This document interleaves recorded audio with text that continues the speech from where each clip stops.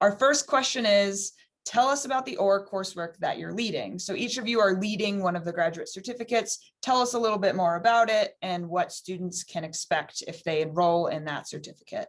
And first, I'm going to pick on Mark. Thank you, Catherine. My certificate is entitled Sustainability in the Outdoor Recreation Industry, and it's really focused in 3 areas. 1, sustainability. How do you build a business that does well and does good? And how do you use outdoor recreation as a leverage to preserve and protect threatened cultures and endangered species? I mean, there is a beautiful win-win where you both have a very successful business driving economic growth and support all those key stakeholders that are within your system.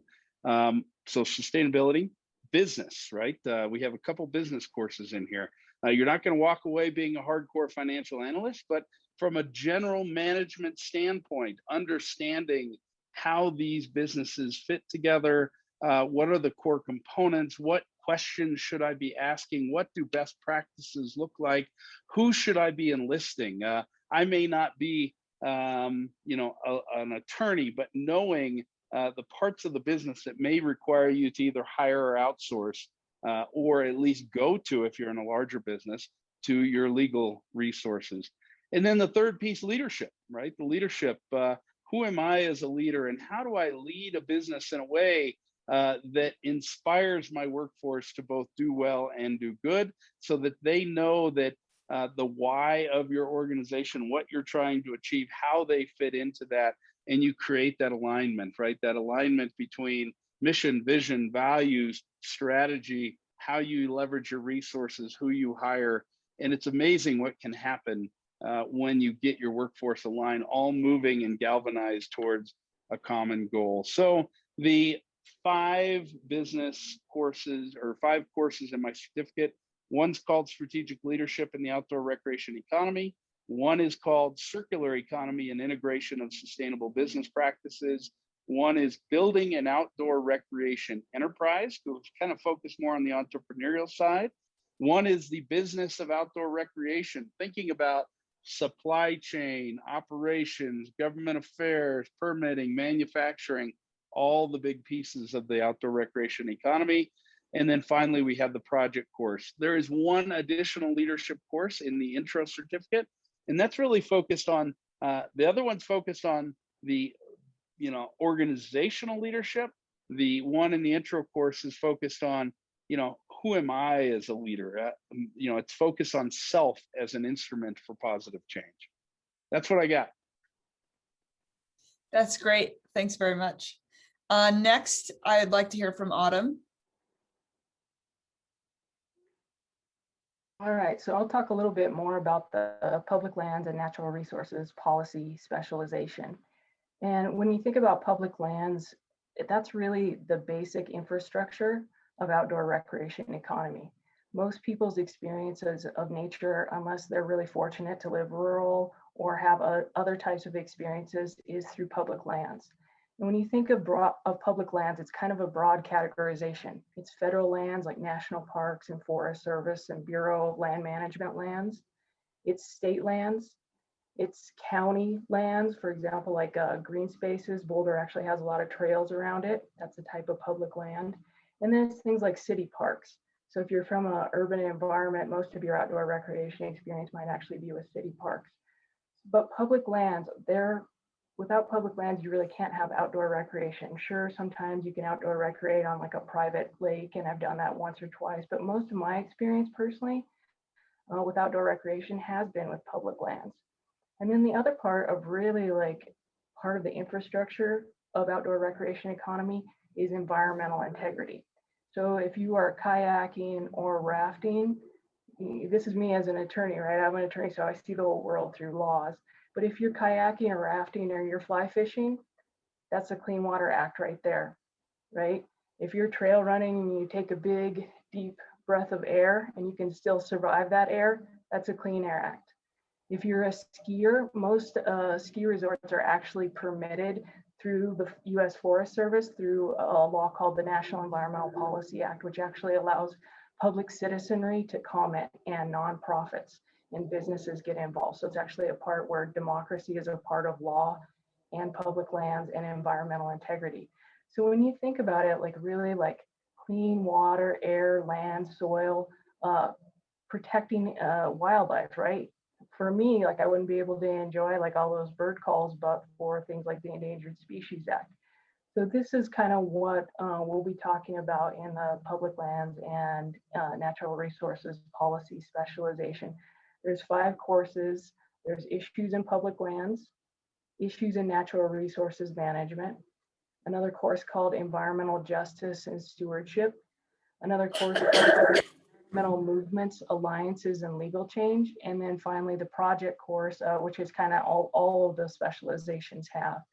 But really the focus is on, one, understanding like how it works, like really connecting intimately to these public lands that is the basis of outdoor recreation economy, and then learning how to protect them and coming up with good solutions. Because if you kind of look at where we're at in a country, you know, there's a lot of efforts to privatize public lands. There's a lot of efforts to mine and extract on public lands. How do you protect these lands and encourage more outdoor recreation that is sustainable and resilient and good for you know, Indigenous people and good for communities, which Natalie teaches. But how do you do that in like an integrated, interdisciplinary way, solutions focused? So that's just a little overview of public lands and natural resources policy. That's great. Thank you very much. And finally, Natalie. Thanks, Catherine. So my area of focus is looking at community economic development through the outdoor recreation economy. And for those of you who aren't familiar with what community economic development refers to, it really is the merging of community development practices and economic development practices. So where community development often focuses broadly on community well-being, quality of life, and economic development focuses more narrowly on economic growth and development. Particularly, we often talk about jobs and wealth creation. Community economic development combined really takes a more holistic look that looks at the, you know, the economic, the social, the cultural, the environmental aspects of development, as well as community health and well-being. And, you know, Joel mentioned it in his introduction about the importance of physical and mental well-being and how we're becoming so much more cognizant of it and the importance of outdoor recreation and public spaces for developing communities that are, you know, healthy, that are livable, and that are equitable as well. And so community economic development looks at all of those different areas. And an important part as well is the involvement of the community in decision-making processes. So the focus here is really at that community level, and also looking at what communities can be doing to improve their own future prospects. And this is a really exciting space, I think, to be in right now, especially as it relates to the outdoor recreation economy, because more and more communities are really recognizing the potential of outdoor recreation, and they're turning to outdoor recreation in a number of different ways that best suit, you know, the assets they have available, as well as, you know, the culture of the place as well. And so, you know, that can include things like leveraging natural assets and amenities that they may have. You know, some communities are fortunate enough to be located, you know, along a shoreline near a beach, or next to a lake or a mountain. And obviously, you know, these are key magnets for tourism and amenity migration, which, you know, is academic terminology for, you know, folks who are drawn to particular places for the lifestyle and the amenities that they provide. But it can also be, you know, communities that maybe don't have those natural assets, but they build outdoor recreational assets. And a common thing that we're seeing is the use of trail networks that people can use within the community for their health and well-being, but may also attract people from outside of the community, whether it's through events and races, or if there is a sufficient enough network. And we're seeing this at the regional level, where small communities can come together and create these extensive trail networks. The entire region can become a destination for not only tourism and amenity migration, but it also becomes a key community asset that draws, you know, entrepreneurial individuals and others to relocate to these communities. And again, we're in a really interesting time post-pandemic where remote working has really opened the door for a lot more people to consider a lot, many more communities that may otherwise have previously been out of reach.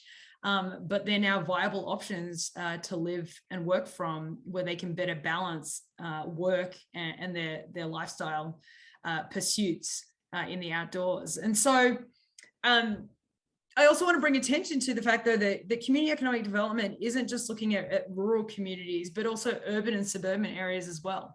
We talk about municipal parks. Autumn talked about, county open space or city open space that's available. A lot of this is really, really important, not only for the economic prospects, but as I discussed, the community health. And there's a bit of a reckoning, I think, within the industry and amongst communities, of the recognition that access to the outdoors is not necessarily equitable across the board. And so there's a number of studies that have been done that's looking at, where are those areas that are disadvantaged as it relates to access to the outdoors? What can we be doing to increase accessibility, to make sure that people have the ability to recreate, and also looking at things like climate resiliency. How can parks and open space play a role in increasing the resiliency of communities as it relates to climate change? We're talking about, urban cooling. There's, the flood mitigation. There's a whole range of different ways that the outdoor recreation economy can also contribute to community sustainability and resilience. And so within this certificate, the courses cover a range of different topic areas, starting first with the fundamentals of what are communities, what are places, and why are they important? How are communities structured and organized, and how are they governed, and how do things get done? And having an understanding of that framework then allows you to better understand and apply different community economic development strategies, whether that's, placemaking, whether that's attracting outside industries, whether that's attracting talent, and what we refer to as the creative class, people who can be entrepreneurs and bring their jobs with them, whether it's looking towards tourism and the visitor-based economy as well. And then we cover different tools that you can utilize to help implement these different strategies at the community level. And so whether that's looking at different funding mechanisms, looking at the management and conservation of open space and the different ways that can occur, whether it's looking at financial incentives or building business accelerators and startups to help sort of nurture and develop talent from within a community, or entrepreneurs who are coming from outside. There's a multitude of ways that communities with different levels of resources and different sizes and different amenities and assets at their disposal can develop into the future. And so we cover those during the sort of first 3 courses, and then the 4th course looks at building community capacity. And I think that's one of the great things about community economic development, more so than traditional economic development strategies, is that the involvement of community is really key. And by being involved in these processes, they can help to build their own community capacity, so that, in the future, when other challenges or issues are faced, the community has the resiliency and ability to come together, work through problems, manage conflict, engage a whole range of stakeholders, and sort of implement, a new vision, strategic plan moving forward to make sure that they're, transforming their communities through outdoor recreation, providing economic opportunities, growing and developing a sense of community and ownership and pride, as well as increasing the livability and quality of life, and hopefully equity and access to the outdoors at the same time. And content is really drawn from academia, from industry, from communities and the plans themselves. As Catherine mentioned in the introduction, there's a lot of video lectures and interviews with folks from, whether they're in economic development, whether they're in community leadership or governance, whether they work for nonprofit organizations that are sort of working in this space. The idea is to really give you exposure to a wide range of perspectives when it comes to all types of community economic development and the outdoor recreation economy, and give you case study best practices and even examples of things that maybe didn't go so well and lessons learned. But the idea is really to give you that hands-on practical know-how for anyone who's interested in working in this space, whether you're, working for a local business that's seeking to build an outdoor recreation industry within your community, or whether you're working for community, government or a nonprofit. There's a wide range of opportunities here. That was great. Thank you to each of you for those descriptions of your curriculum. That was great. The next question I'm going to ask is more centered around careers. I'd like to give each of you the opportunity to talk a little bit about what's exciting to you about starting or accelerating your career in the outdoor industry right now. What makes this an exciting time to be working in the outdoor industry? And for this one, let's start with Autumn. Sure, I can tell you what's exciting kind of broadly, and then kind of what's exciting for me in particular. I mean, we've already mentioned this just about climate change and heat everywhere. I mean, we're kind of on the brink of crisis, and there's a great expression that water lawyers often use, which is never waste a good crisis, because it's an opportunity to innovate and resolve problems because it motivates you to do things. And we're at a crisis for so many different reasons. There's innumerable dangers to the environment. And even just with public lands, yes, we have this kind of awakening to outdoor recreation economy that was brought around by COVID, right? Because that's the only place you could really go to recreate was a county open space or a city park or a national forest. But we're loving our public lands to death, which I think is a quote by Roderick Nash, where they're crowded, right? They're crowded. And if you want to facilitate like this kind of wonderful wilderness experience or outdoor recreation experience, you have to be able to manage those public lands through law, both so they're clean and so they're not overwhelmed. And so this is like a prime time to be useful in the world. And what I like about outdoor recreation economy, because I used to actually, I worked for a tribe, and they managed a trophy herd of elk, and then they also brought back an endangered species of fish, and then went ahead and awarded fishing and hunting permits, and it generated revenue for the tribe. It protected cultural assets like this endangered fish.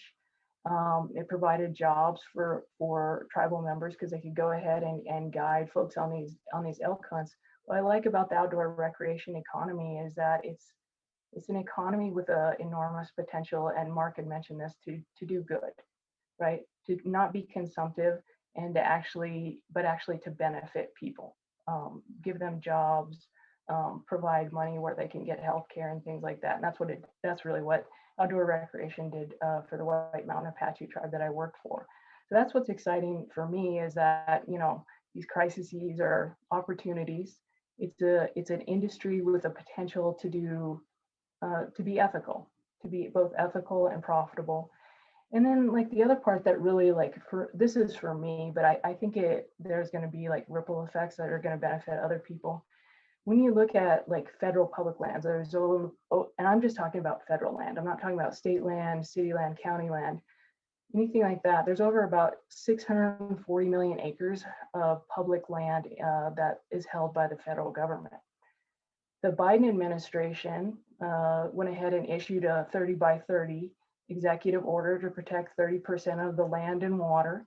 And it's supposed to engage local communities, engage farmers and ranchers, hunters and fishers, to get behind tribal conservation efforts, because tribes really are kind of ahead of the field when it comes to particularly wildlife management.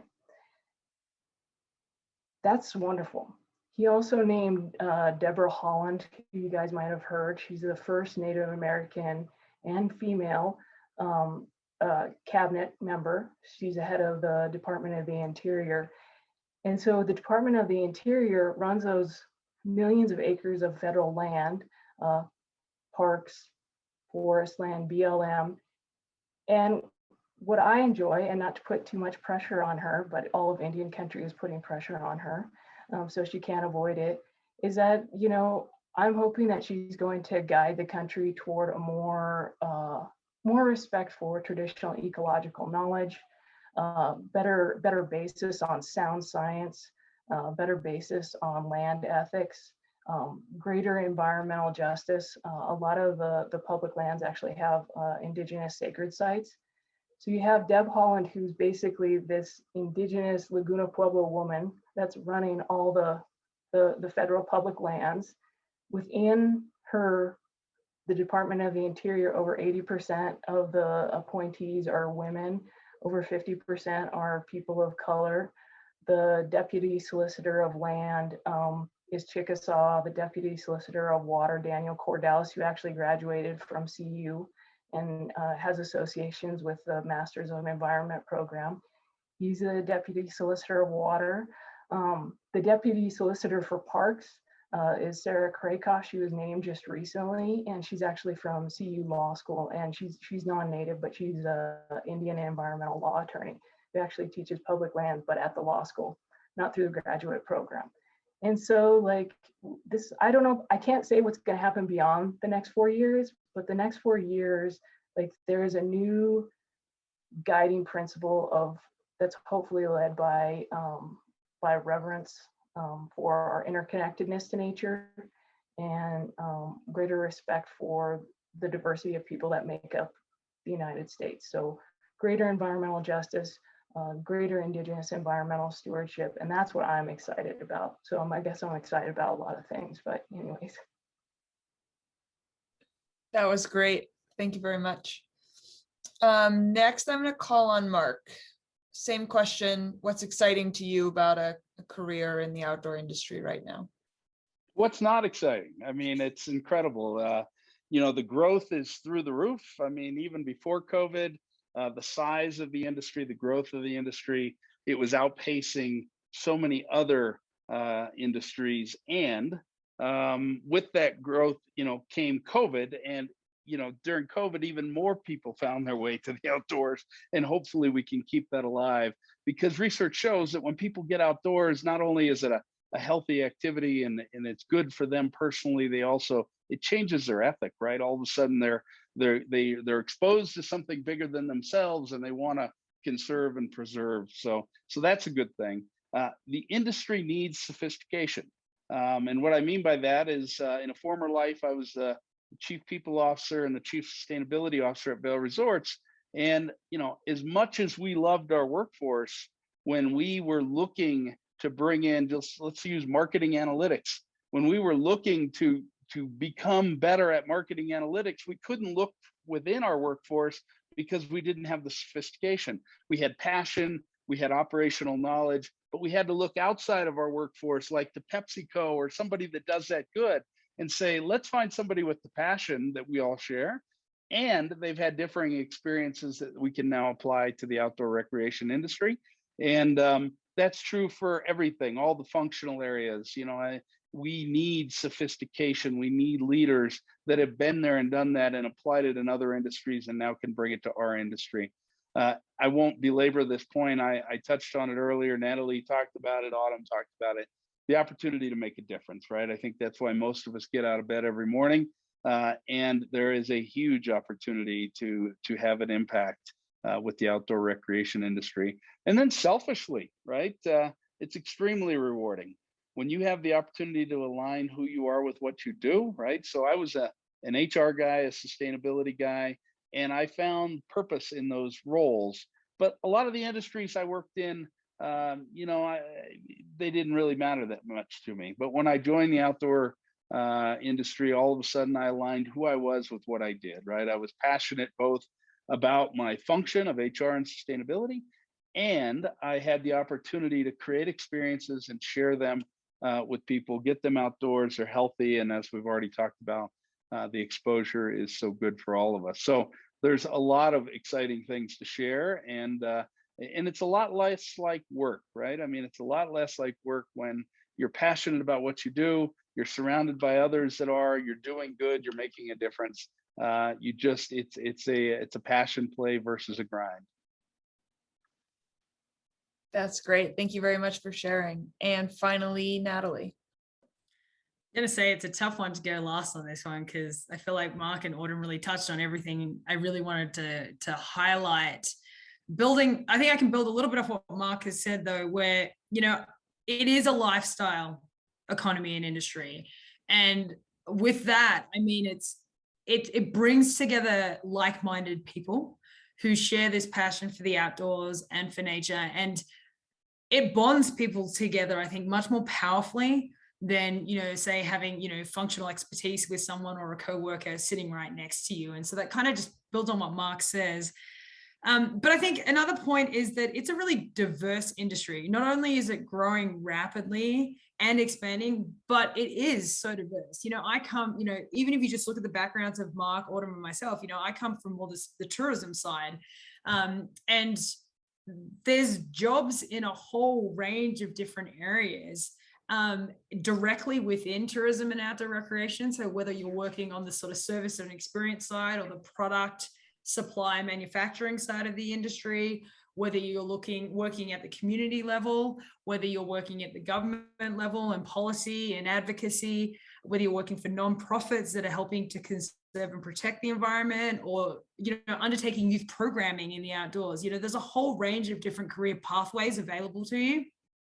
But then even on top of that, you've got the industries that serve the outdoor recreation industry, where it's beneficial to have an understanding of what's going on. And so, for example, you might work for a customer relationship management company that in of itself is not outdoor recreation related, but all of your clients are within the outdoor recreation space.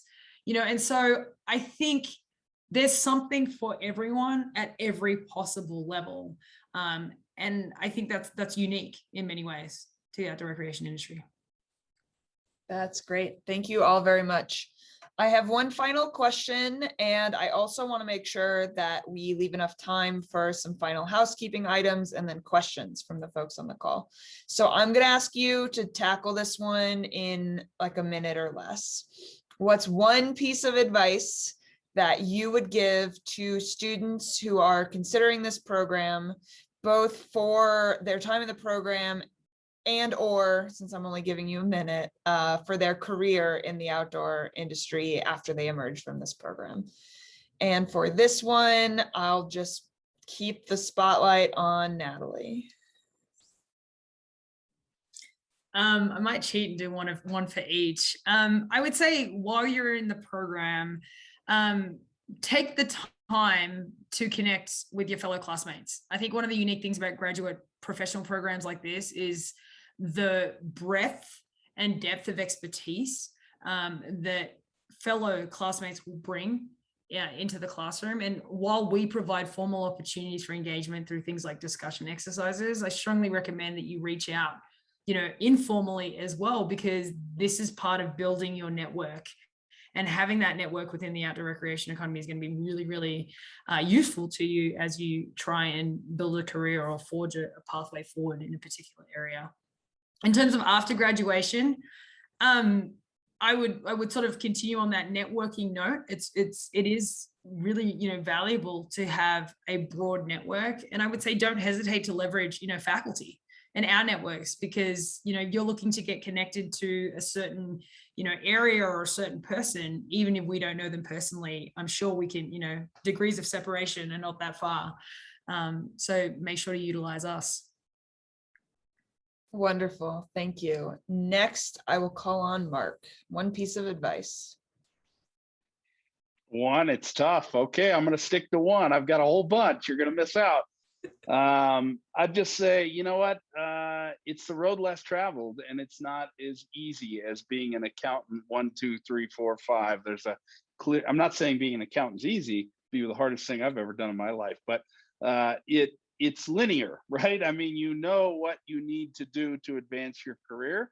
And I would say the outdoor industry is non-linear, but it's worth it, right? So I'm just encouraging you. I've used it before, but I'll use it again. I'm encouraging you to take the road less travel. Once you get your foot in the door, all of a sudden, you begin aligning who you are with what you do. It's a lot less like work. And I encourage you to build off your experience. Oftentimes I have people that say, I was an IT guy, but now I want to be an outdoor recreation industry operator. Well, you probably don't get from here to there. Get in the outdoor industry based on your IT experience and your advanced education, and then work your way to becoming an operator if that's your goal. So there's 3 in 1. That was great. Just skirting the rules. I love it. And finally, Autumn. They're related. I would say just enjoy the learning experience. You're going to have an opportunity to engage with faculty, to engage with like a diverse cast of students through these online classes. You can learn from each other. So just enjoy the learning experience and stay open-minded. And this kind of is more targeted toward folks that study public lands and natural resources policy, but stay open-minded, because if you learn different perspectives or different approaches to natural resource management, it's only going to enhance your ability to either advocate, for what you think is best, or to come up with some sort of negotiation and cooperation.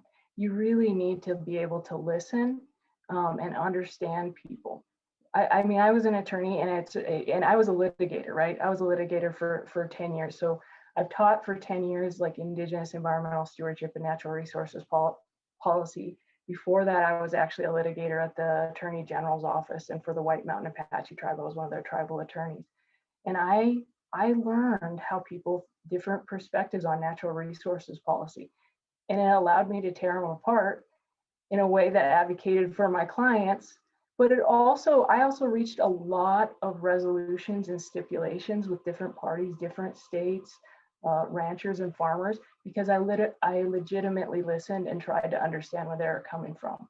And you're not always going to be able to resolve things in an amicable way. I always try to do that the first, because it's cheaper emotionally and expense-wise and time-wise. But it will help you, like whatever path, even if you're at an impasse, you might be able to reach a small negotiation or stipulation on one thing and then have to pursue a different course on something else. And that'll matter if you're working for business, a nonprofit, or government. So That is wonderful. Thank you so much to each of you for taking the time to share your insights today.